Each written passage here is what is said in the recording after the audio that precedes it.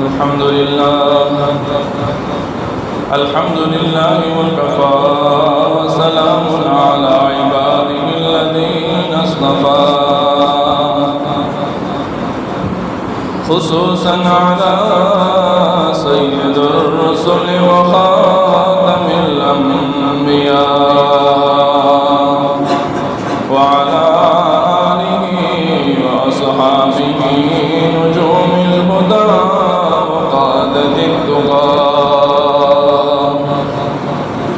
صلى الله تعالى عليه وعلى آله وصحابه وبارك وسلم تسليما كثيرا كثيرا. أما بعد، أعوذ بالله من الشيطان الرجيم. بسم الله الرحمن الرحيم. إن الذين يؤذون الله ورسوله لعنهم الله في الدنيا والآخرة وأعد لهم عذابا مهينا. صدق الله العظيم. وقال النبي صلى الله عليه وسلم: لا يؤمن أحدكم حتى أكون أحب إليه من والده وولده والناس أجمعين. صدق رسوله النبي الكريم. اللهم صل على محمد وعلى آل محمد كما صليت على إبراهيم وعلى آل إبراهيم إنك حميد مجيد. اللهم بارك على محمد وعلى آل محمد كما باركت على إبراهيم وعلى آل إبراهيم إنك حميد مجيد. گرامی قدر شامعین و بزرگان محترم، حالیہ جو دردناک، کربناک اور انتہائی تشویشناک تکلیف دہ واقعہ آقا کریم صلی اللہ تبارک و تعالیٰ علیہ وآلہ وصحبہ وسلم کی شان میں گستاخی کا پیش آیا، اسی کے تناظر میں آپ حضرات کی خدمت میں چند ضروری گزارشات تاریخی حوالوں سے آپ کے سامنے پیش کرنا چاہتا ہوں. اللہ تعالیٰ سے دعا ہے مجھے صحیح باتیں بیان کرنے کی، آپ تمام حضرات کو بغور سننے کی اور پوری امت کو ان پر عمل کی توفیق عطا فرمائے. واقعہ یہ ہوا کہ گزشتہ دنوں میں اس سرزمین کا ایک ملک جس کا نام فرانس ہے، وہاں پر ایک اسکول کے ایک ماسٹر نے اسکول میں آقا مہدی و مدنی حضرت محمد عربی صلی اللہ علیہ وسلم کی تصویر بنائی، آپ کے خاکے بنائے. لہذا اسے سمجھانے کی کوشش کی گئی مگر سمجھنے کے لیے تیار نہ ہوئی. آزادی اظہار خیال، انہوں نے اس کو لیبل دیا کہ اپنے آپ میں اگر کوئی کارٹونسٹ ہے، کوئی خاکہ بنانے والا مصور ہے تو اس کو تصویریں بنانے کی اجازت ہے، کیجئے، بنائیے آپ اس کی چاہے، مگر ایک دوسرے کی مذہبی عقیدوں کا، مذہبی ان کے تصورات کا، ان کے مذہبی شخصیات کا تو خیال رکھنا بہرحال ضروری ہوتا ہے، مگر ایسا نہیں کیا گیا. آخر کار اسی اسکول کے ایک بچے نے اپنے اس ماسٹر کے گلا کاٹ کر کے اس کو جہنم واصل کر دیا. اب اس کی جنازے کے موقع پر اس فرانس کے صدر نے اعلانیہ طور پر لوگوں سے یہ اپیل کی کہ یہ واقعہ دہشت گردانہ ہے. ارے بھائی، دہشت گردی پر اکسایا کس نے؟ دہشت گردی کے اوپر ابھارا کس نے؟ یہ ایک سوال ہے. لہذا اس نے یہ اعلان کیا کہ ہم اس طرح کے واقعات کی مذمت کرتے ہیں اور ہم تمام لوگوں سے گزارش کرتے ہیں، اعلان کرتے ہیں کہ سرکاری عمارتوں پر اور جہاں چاہے یہی خاکے، یہی تصویر آقا مہدی حضرت محمد عربی صلی اللہ علیہ وسلم کی آپ جہاں چاہے چسپاں کیجیے اور زیادہ سے زیادہ اس کو لگائیے. اس پر پوری امت مسلمہ سراپا احتجاج ہو گئی.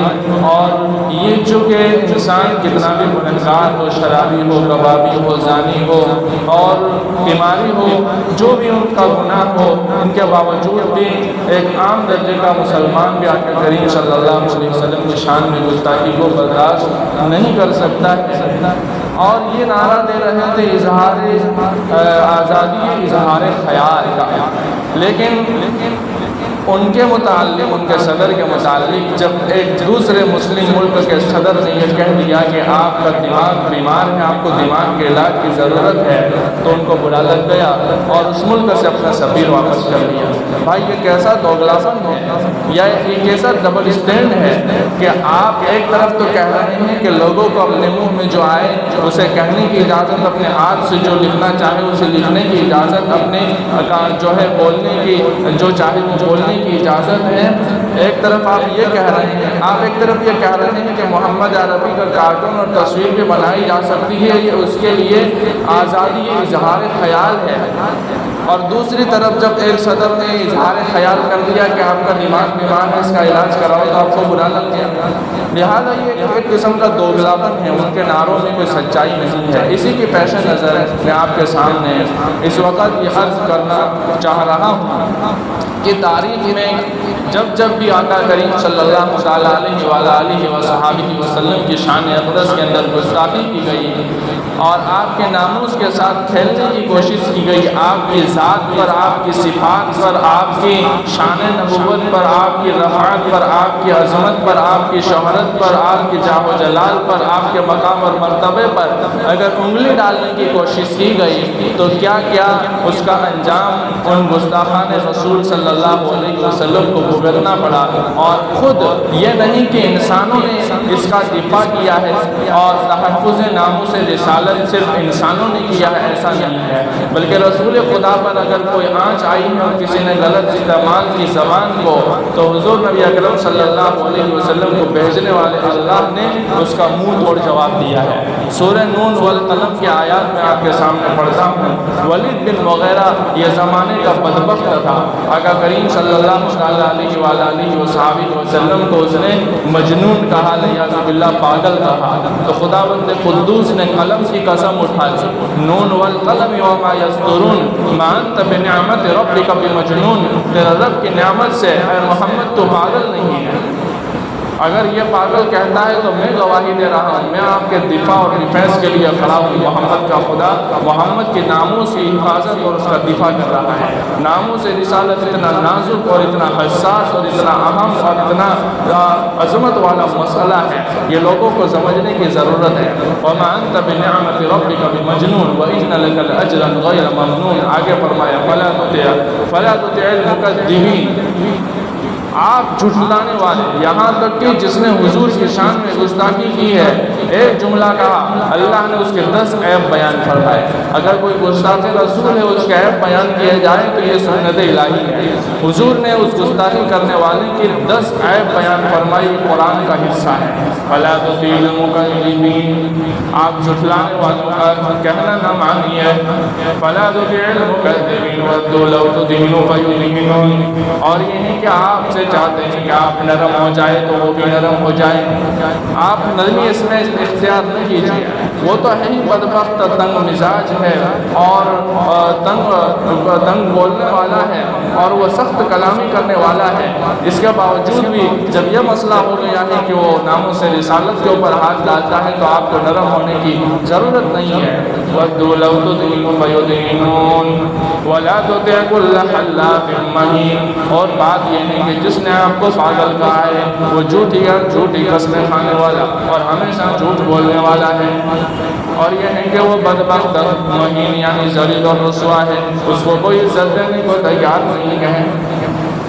حماز مشاء بنمیم، اور تانا دینے والا ہے اور چغلی کرنے والا، ادھر کی ادھر اور ادھر کی ادھر کرنے والا ہے۔ عُتُلٍّ بَعْدَ ذَلِكَ زَنِيمٍ، ان سب کے بعد معاملہ یہ کہ وہ حرامی ہے۔ زنیم مطلب ولد الزنا ہے۔ اب یہ بندہ جب اللہ تبارک و تعالیٰ نے قرآن اتارا اس گستاخ رسول کے بارے میں اور اس کے اندر کی برائیوں کو، عیبوں کو بیان فرمایا اور اس کے قانونی آیتیں پڑھی، تو اس نے سمجھ لیا کہ 9 باتیں جو حضور نے فرمائی ہیں قرآن کا حصہ ہے، وہ تو میں اپنے اندر پاتا ہوں، لیکن میں حرامی ہوں کہ حلالی ہوں یہ مجھے اس کا علم نہیں ہے۔ اس لیے وہ اپنی ماں کے پاس گیا اور اپنی ماں سے کہنے لگا، خبردار میرے سامنے جھوٹ نہ بولو۔ جھوٹ بولے گی تو میں تیری گردن اٹھا سکتا ہوں۔ محمد نے جو میرے بارے میں کہا ہے، جو کلام اس پر اترا ہے اور جو بیان عیب کیے ہیں، وہ عیب میرے اندر پائے جاتے ہیں، لیکن اس نے کہا ہے کہ تو حرامی بھی ہے، اس لیے مجھے صاف صاف بتانا میں حلالی ہوں یا حرامی ہوں۔ اس کی ماں نے کہا کہ اس کی بات سچی ہے، اس کے رب کا کلام سچا ہے، تیرے باپ کے اندر ہمت، طاقت، توانائی نہیں تھی، اس لیے مجھے یہ خوف تھا کہ اگر میری کوئی اولاد نہیں ہوگی تو تیرے باپ کی جائیداد پہ کوئی دوسرا قبضہ کر جائے گا، اس لیے میں نے چرواہے کو بلا لیا تھا اور میں چرواہے کے ساتھ مشغول ہو گئی تھی۔ یہ تیرا باپ نہیں، وہ چرواہا تیرا باپ ہے۔ یہ ہے تحفظ ناموس کہ اللہ تبارک و تعالیٰ آخری حد تک فرمائے کہ یہ حرام ہے۔ یہ جس نے گستاخی کی ہے، یہ بات بھی ثابت ہو چکی ہے کہ وہ بھی حرام ہے، اور حرام کاری میں وہ مصروف ہے۔ بہرحال یہ ایک الگ موضوع ہے، ہمیں اس طرف نہیں جانا ہے، لیکن میں آپ کو بتا رہا ہوں کہ جنہوں نے گستاخی کی ہے زمانے میں، تاریخ میں ان کا انجام کیا ہوا۔ بہرحال یہ ولید بن مغیرہ ہے کہ جس کے ساتھ اللہ تبارک و تعالیٰ نے یہ معاملہ فرمایا۔ آگے اگر ہم چلیں تو یہ ایک یہودیہ خبیثہ عورت تھی کہ حضور نبی اکرم صلی اللہ علیہ وسلم کی شان میں گستاخی کرتی تھی۔ حضور نبی اکرم صلی اللہ علیہ وسلم کے بابت غلط جملے استعمال کرتی تھی۔ ایک صحابی جو نابینا تھے، آنکھوں سے ان کی بینائی نہیں تھی، بصارت سے وہ محروم تھے، ان کا نام عمر ابن عدی رضی اللہ تعالیٰ عنہ ہے۔ جب ان کو موقع ملا، نابینا ہونے کے باوجود اس کا کام تمام کر دیا۔ حضرت عمر حضرت نبی کریم صلی اللہ علیہ وسلم موجود تھے، وہ نابینا وہاں تشریف لائے۔ عمر نے فرمایا کہ یہ نابینا بھی اللہ تبارک و تعالیٰ کی اطاعت میں سبقت لے گیا، یعنی سب سے آگے بڑھ گیا۔ حضرت نبی اکرم صلی اللہ علیہ وسلم نے فرمایا اس کو اندھا نہ سمجھو، اس کی آنکھیں تو اندھی ہے مگر اس کے دل کی آنکھ بہت تیز ہے، یعنی اس نے وہ کارنامہ انجام دے دیا ہے کہ اس کو اندھا کہنے کا آپ کو حق نہیں پہنچتا ہے۔ آگے اگر چلے، ابو لہب جو حضور نبی اکرم صلی اللہ علیہ وسلم کا چچا تھا اور ہمیشہ آپ کے پیچھے لگا رہتا تھا، آپ کی ہجو کیا کرتا تھا اور آپ سے لوگوں کو اکسایا کرتا تھا، لوگوں کو بھڑکایا کرتا تھا اور اسلام سے لوگوں کو متنفر کرتا رہتا تھا اور حضور کی شان میں گستاخی کرتا تھا۔ اس نے حضور کے بارے میں کہا، جب حضور نے لوگوں کو جمع کیا اسلام کی پہلی دعوت کے لیے اور دعوت دے کر کے سب کو جمع کیا، کھانا کھانے کے بعد حضور نے فرمایا کیا میں تمہیں جنت اور دوزخ کی طرف بلا رہا ہوں، یعنی جنت کی طرف بلا رہا ہوں، دوزخ سے ڈرا رہا ہوں اور ان کے خطرات سے آگاہ کر رہا ہوں، ایک اللہ کی دعوت دے رہا ہوں، کیا تم اس کو ماننے کو تیار ہو؟ تو ابو لہب گستاخ رسول نے حضور کی شان میں گستاخی کی، فرمایا تب لگا لہٰذا جماعتنا، اے محمد علیہ اللہ تیرا ناس ہو، تیرا ستیہ ناس ہو، کیا تو نے اسی لیے ہمیں یہ جمع کیا تھا؟ تو حضور نبی اکرم صلی اللہ علیہ وسلم کے شان میں گستاخی پر حضور نے تو کوئی الفاظ وہاں ادا نہیں فرمائے، مگر رب کے عرش پہ ہلچل مچ گئی اور آسمانوں کے فرشتے حرکت میں آ گئے اور خداوند قدوس نے پوری ایک سورت ابو لہب کے خلاف کو اتار دی۔ یہ کہتا ہے کہ محمد کا ناس ہو، یہ کہ محمد کے شان میں گستاخی کرتا ہے اور اس کے ستیاناس ہونے کی بات کرتا ہے، تو سن لے تب ستیہ ابی لہب، تب ابو لہب کا ستیاناس ہوگا، اس وہ تحس نحس ہو جائے گا، وہ تباہ اور برباد ہو جائے گا، اور جو کچھ اس نے کیا اور کمایا ہے وہ سب بھی برباد ہو جائے گا۔ کیا ہوا ابو لہب کا؟ وہ ابو لہب ایسی موت مرا، اس کو ایسی خطرناک بیماری ہو گئی کہ ان کے بچے، ان کے گھر والے، ان کے خاندان والے اور جو ان کے چاہنے والے تھے وہ بھی ان کی ناش کے قریب جانے کو تیار نہیں تھے۔ آخر کار ناش پڑی رہی، پھول گئی، کٹنے کے قریب ہو گئی، بدبو پھیلنے لگی، اس درمیان اب لوگوں کو تکلیف ہونے لگی۔ آخر کار مجبوری کے درجے کے اندر ایک گڑھا کھودا گیا اور لکڑیوں سے ان کو دھکا دے کر کے گڑھے کے اندر ڈال کر کے اس کے اوپر مٹی اور پتھر ڈال دیا گیا۔ رسول خدا صلی اللہ علیہ وسلم کی شان میں گستاخی کرنے والوں کا انجام کیا ہوتا ہے؟ جان مانگو تو جان دے دے، مال مانگو تو مال دے دے، جان مانگو تو جان دے دے، مال مانگو تو مال دے دے، مگر ہم سے نہ ہو سکے گا کہ محمد کا جاؤ جلال دے دے۔ آگے بہت دلچسپ واقعہ ہے۔ کعب بن اشرف یہودی تھا، عالم تھا، شاعر تھا، آقا کریم صلی اللہ علیہ وسلم کی شان اقدس میں گستاخیاں کیا کرتا تھا، آپ کی ازواج مطہرات کے نام لے کر کے ان کی برائیاں کیا کرتا تھا، ہماری ماؤں کی ہجو اشعار میں بیان کیا کرتا تھا۔ کفار اس وقت کے دشمن تھے اسلام کے، مسلمانوں کے، محمد عربی کے، اصحاب مصطفیٰ کے، ان کے پاس جا کر کے ان کو ان کے خلاف اکسایا کرتا تھا، بھڑکایا کرتا تھا۔ حضور نبی اکرم صلی اللہ علیہ وسلم نے ایک حد تک تو ان سے سر پہ نظر کیا، لیکن بات بہت بڑھ گئی۔ مکہ گیا، غلاف کعبہ کے پاس لوگوں کو جمع کیا اور کعبہ کے خلاف پکڑا کر کے لوگوں سے عہد لیا کہ تم ان قریب محمد کے مدینے پہ، اصحاب رسول پر اور محمد پہ حملہ کرو، ہم تمہارا ساتھ دیں گے۔ محمد نے فرمایا من لی بے بنی القام، اب تو معاملہ حد سے تجاوز کر گیا ہے، اے میرے صحابہ تم میں سے کون تیار ہے جس کا کام تمام نہ کرے؟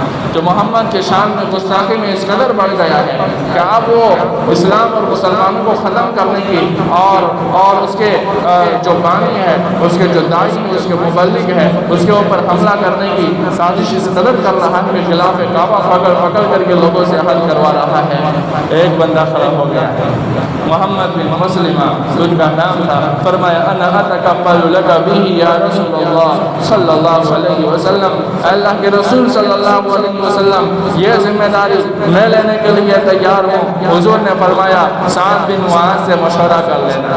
سعد بن معاذ سے مشورہ کر لیا اور چند لوگوں کے پاس گئے، فرمایا محمد سے وعدہ کیا ہے، محمد کے تکلیف دینے والوں کا کام تمام کرنا چاہتا ہوں۔ حضور نبی اکرم صلی اللہ علیہ وسلم نے مجھے یہ مشن اور یہ کام دیا ہے، یہ کارنامہ مجھے انجام دینا ہے، تم میری کیا مدد کر سکتے ہو؟ ابو نائلہ، عباد بن بشر، حارث بن عوف اور ابو عباس ابن جبر رضی اللہ تعالی عنہم ان کے ساتھ دینے کے لیے تیار ہو گئے اور وہ پہنچے جہاں وہ رہتا تھا۔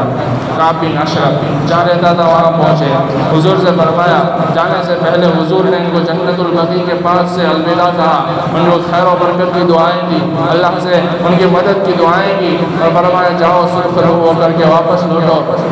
حضور سے فرمایا رسول اللہ کچھ بات کرنے کی اجازت دیجیے۔ محمد رسول اللہ صلی اللہ علیہ وسلم سے وہ کچھ بہانہ بنا کر کے دھوکے میں ڈال کر کے ان کو قتل کرنے کی آپ سے اجازت طلب کر رہا تھا، لیکن صاف صاف نہیں پوچھ سکتا تھا۔ میں رسول اللہ مجھے کچھ بات کرنے کی اجازت دیجیے۔ حضور نے فرمایا جاؤ اجازت دے۔ ان کو بلایا، وہاں پہنچ گئے اور بات ہو گئی کرنا کیا ہے، کہا بہت ہی متکبر تکبر والا انسان ہے، تھوڑی سی ان کی تعریف کریں گے بھول جائے گا۔ بلایا، ان کو آواز دی، گھر کے باہر نکلا اور ان کے سر میں بہت سی اچھی اعلیٰ قسم کا تیل لگا ہوا تھا، ان سے خوشبو آ رہی تھی اور ان کے پاس تلوار بھی تھی، تلوار لے کر کے نکلا تھا، وہ بہت چمک رہی تھی، بے نیام تھی اور لفافے میں نہیں تھی، نیام میں نہیں تھی۔ تو اب معاملہ کیا، تلوار ان کے ہاتھ میں ہے، مشن پر گئے ہیں، کام تمام کرنا ہے۔ فرمایا کعب بن اشرف سنا ہے تمہاری تلوار بہت ہی تیز چلتی ہے، بہت ہی زبردست ہے، بہت ہی جلدی کاٹ دیتی ہے۔ وہ پھول گیا، کہا اگر میں آپ چاہے تو میں دیکھ سکتا ہوں، کہا دیکھ سکتے ہیں۔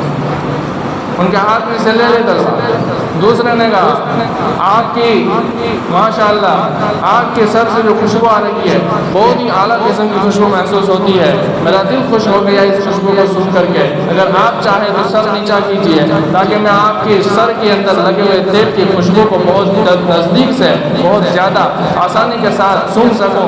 اس نے پھول کر کے اپنا سر بھی نیچا کر دیا تو انہوں نے مضبوطی کے ساتھ اس کی گردن پکڑ لی، اس کے بال پکڑ لیے اور فوراً دوسرے کے ہاتھ میں تلوار تھی، اس کا کام تھا۔ میں بتانا یہ چاہتا ہوں کہ تاریخ سے بھری ہوئی ہے۔ تم کہتے ہو کہ ہم دہشت گردی کے خلاف جنگ لڑتے ہیں، دہشت گردی نہیں ہونی چاہیے۔ میں یہ بتانا چاہتا ہوں کہ تاریخ کے اندر یہ واقعات کب ہوئے ہیں، تمہیں پتہ ہونے کے باوجود تم نے وہاں انگلی کی ہے، تمہیں پتہ ہونے کے باوجود کہ یہ اگر ہم یہ کریں گے تو یہ ہوگا، اس کے باوجود تم یہ کر رہے ہو۔ تمہیں پتہ ہے کہ ہم اس طرح کریں گے تو لوگ بھڑک جائیں گے، اس کے باوجود بھی تم خود بھڑکا رہے ہو، تو ذمہ دار ہونے کے ذمہ دار تم خود، دہشت گردی تم خود پیدا کر رہے ہو۔ اس لیے تاریخ کے ان واقعات سے سبق لینے کی ضرورت ہے، اور ہر ایک کو ایک دوسرے کے مذہبی مقدسات کی، ان کے مذہبی شخصیات کی پوری احترام کی اور ان کے حقوق کی بحالی کی، ان کے تحفظ کی گارنٹی دینے کی اور ضمانت دینے کی ضرورت ہے۔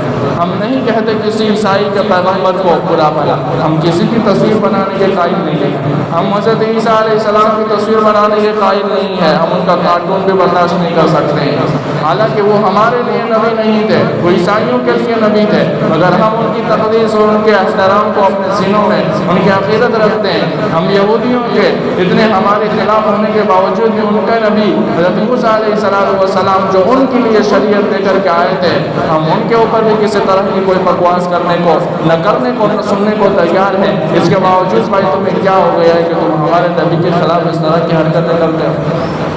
بہرحال وہ چاہتے ہیں کہ اپنی پھوپھوں سے، اصل میں فرانس کے اندر اسلام بہت تیزی کے ساتھ چلتا ہے، اور یہ بندہ شروع دن سے اسلام کا بہت مخالف ہے، اور ان کے دل و دماغ میں اسلام کی دشمنی اس لیے پڑ رہی ہے کہ وہ لوگ وہاں مسلمان بہت تیزی کے ساتھ ہو رہے ہیں، اس لیے اس کی دشمنی بھی بڑھتی چلی جا رہی ہے۔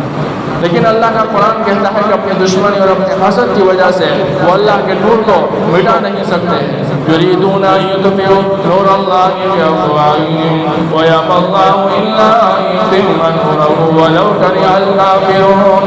اپنی منہوں کے پھوکوں کے ذریعے سے وہ چاہتے ہیں کہ اللہ کے نور کو مٹا دے اور ختم کر دے، مگر اللہ اس سے انکار کرتا ہے۔ اللہ کا تو یہ طے شدہ نظام ہے، اس کا یہ فیصلہ ہے کہ محمد عربی کا نور دنیا کے ہر کونے میں پہنچ کر کے رہے گا۔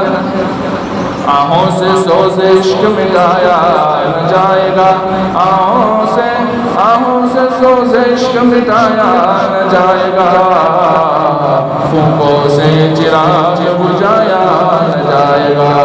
نور خدا ہے کفر کی حرکت پہ خندہ زن، نور خدا ہے کفر کی حرکت پہ خندہ زن، پھوکوں سے یہ چراغ بجھایا نہ جائے گا۔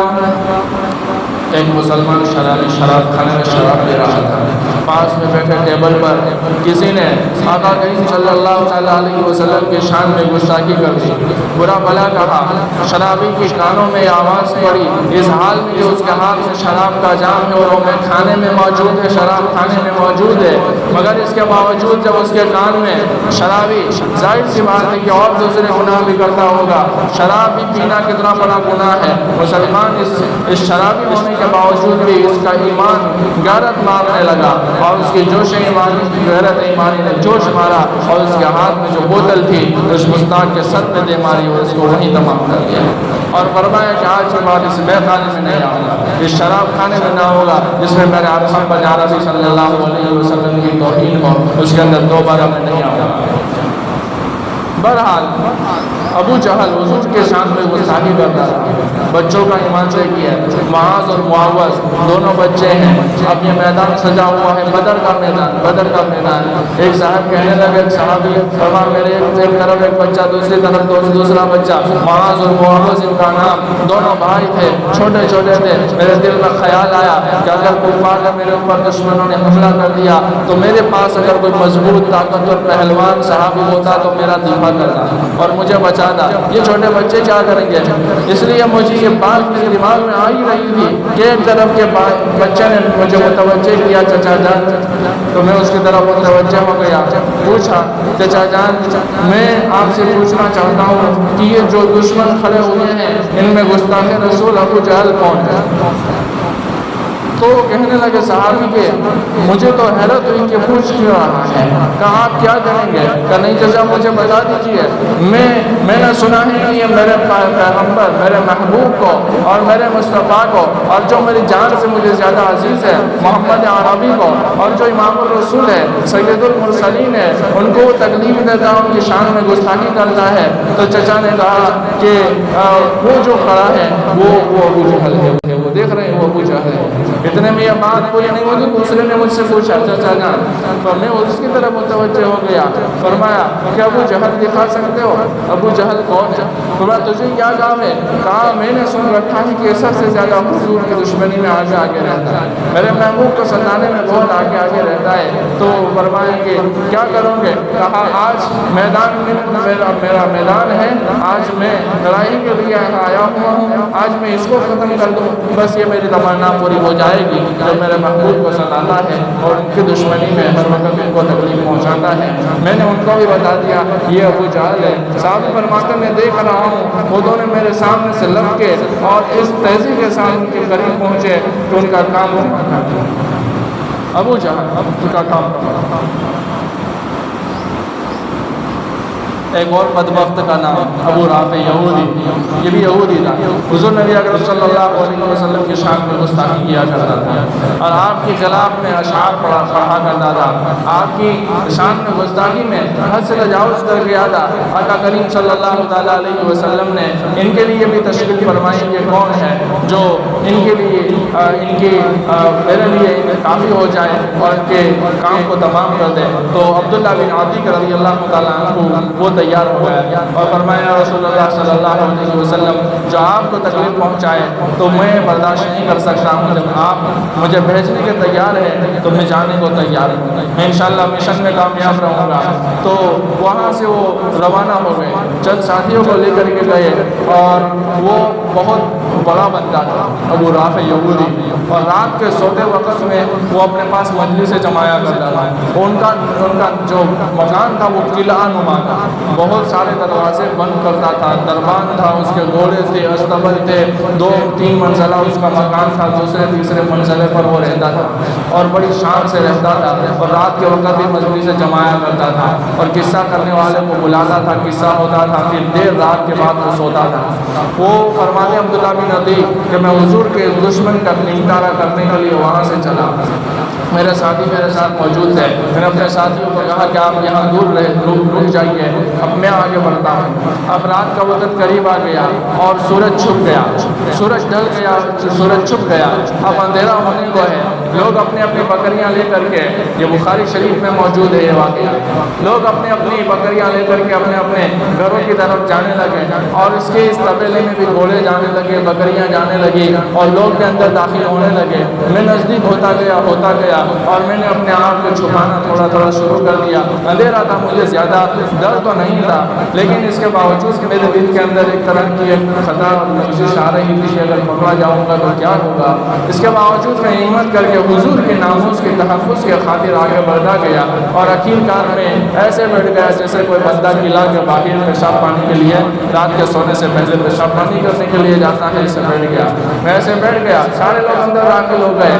اب اس دربان نے مجھے آواز دی، او اللہ کے بندے چلو جلدی کرو، میں دروازہ بند کرنے والا ہوں۔ تو میں فوراً اندر داخل ہو گیا اور میں گھوڑے کے استبل میں چھپ گیا۔ وہ دربان اس نے ایک دروازہ لوک کیا، دوسرا بند کیا، تیسرا بند کیا، چوتھا، یہاں تک کہ جتنے دروازے سب کو بند کرتا گیا۔ آخر میں جو چابیوں کا ایک گچھا تھا اس کو استبل کے پاس جو ایک پلر تھا اس کے اندر اس نے لٹکا دیا۔ یہ میں اپنے آنکھوں سے دیکھ رہا ہوں چھپ کر کے۔ اب وہ بھی سو گیا اور قصہ گوئی ہوتی رہی، قصہ گوئی چلتی رہی رات دیر تک، یہاں تک کہ وہ قصہ گوئی ختم ہو گئی۔ اب سب سو گئے، اب میں اٹھا، اب میں نے چابیوں کا گچھا لیا، سب کو باہر سے کھولا، اندر سے بند کیا تاکہ اگر کچھ شور شرابہ ہو تو باہر سے کوئی ان کی مدد کو نہ آ سکے۔ اس لیے میں نے سب کو کھولا اور اندر سے بند کر دیا کہ اگر بھاگوں گا تو کہیں سے کود بھی سکتا ہوں اور اگر موقع ملا تو یہیں سے سب کھول کے چلا جاؤں گا، لیکن اندر سے بند ہونے کی وجہ سے کوئی باہر سے کھول نہیں سکے گا۔ اب وہ فرماتے ہیں عبداللہ بن عتیق کہ میں ہاتھ میں تلوار اور اوپر چڑھ گیا، مجھے پتا تھا کہاں سویا ہوا ہے۔ اب اس کے گھر والوں کے ساتھ اندھیرے میں سویا ہوا تھا، میں نے وہاں جا کر کے کہا ابو رافع، تو اس نے جواب دیا۔ جیسے جواب دیا مجھے پتا چل گیا کہ وہ ادھر سو رہا ہے۔ میں نے ایک وار لیا، تلوار کا وار اس کے اوپر کیا، اس گستاخ رسول کے اوپر، تو وہ چیخا ایک دم سے۔ اتنے میں باہر نکل گیا اور میں باہر کھڑا رہ گیا۔ پھر شور سب ختم ہو گیا، رات کا اندھیرا تھا، کرنے تو کیا کر لے۔ پھر میں اندر گیا اور پھر میں نے انداز بدل دیا، میں نے کہا ابو رافع کیا ہو گیا؟ تو پھر وہ بولا ارے میرے اوپر کسی نے حملہ کر دیا، تو اب میں بہت نزدیک پہنچ چکا تھا، میں نے تلوار اس کے ناک کے اندر ڈال کے اس کے پیٹ کے اندر گھونپ دی اور میں اس کو یوں ہلاتا رہا اور اس کے بعد اس کے سے نیچے اتر گیا، یہاں تک کہ آخری سینہ تھا، آخری سیڑھی کا آخری پگتیا تھا، مجھے لگا کہ آگ زمین آ گئی، لیکن وہ آخری پگتیا باقی تھا، میں نیچے وہاں گر گیا اور میرے پیٹ میں میرے پیر کے اندر سخت چوٹ لگ گئی، تو میں نے اپنی پگڑی اتاری اور میں نے فوراً اس کو لپیٹ لیا اور میں دروازہ کھولتا گیا اور میں دور جا کر کے قلعے کے کونے کی طرف بیٹھ گیا، میں نے کہا اس کی موت کا اعلان سنے بغیر حضور کے پاس نہیں جاؤں گا۔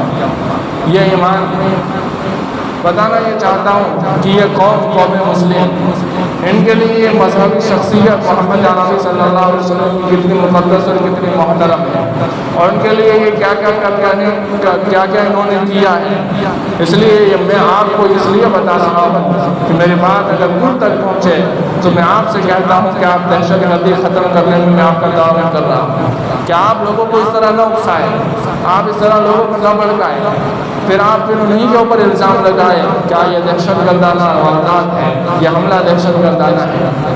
آپ جب پہلے یہ کر رہے ہیں اس کے رد عمل میں دوسرا کھڑا ہو کر کے یہ کام کرتا ہے، پھر آپ اسی کو دہشت گردی کہتے ہیں۔ میں وہاں کھڑا رہا یہاں تک کہ صبح ہوئی اور مرغ کے بولنے کی آواز آنے لگی، مرغ بولنے لگے، اتنے میں جب صبح ہوئی تو ایک بندہ قلعے کی فصیل کے اوپر چڑھا اور کہا کہ لوگوں سنو، میں ابو رافع کی موت کا اعلان کر رہا ہوں۔ اس کے بعد میں وہاں سے بھاگا اور اپنے ساتھی کو لے کر کے نبی کریم صلی اللہ علیہ وسلم کی خدمت اقدس میں پہنچا، نبی کریم صلی اللہ علیہ وسلم نے ہمیں دعاؤں سے نوازا۔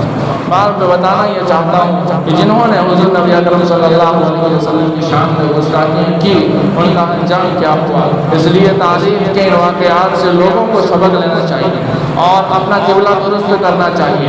اس لیے فرانس کے اندر جو کوئی نبی کریم صلی اللہ علیہ وسلم کی شان اقدس میں توہین ہوئی ہے اور تصویریں خاکے بنائے جا رہے ہیں، نبی کی تصویر، نبی کے خاکے دیواروں کے اوپر چسپاں کیے جا رہے ہیں، یہ ہمارے لیے انتہائی درد اور انتہائی علم اور انتہائی مصیبت اور انتہائی دکھ اور تکلیف کی بات ہے۔